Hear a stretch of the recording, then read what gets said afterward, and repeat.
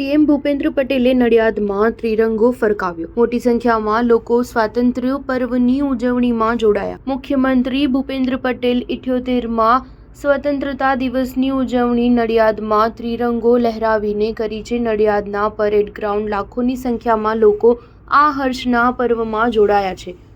આ પ્રસંગે મુખ્યમંત્રી ભૂપેન્દ્ર પટેલે જણાવ્યું કે મહાત્મા ગાંધી અને સરદાર પટેલને વંદન છે.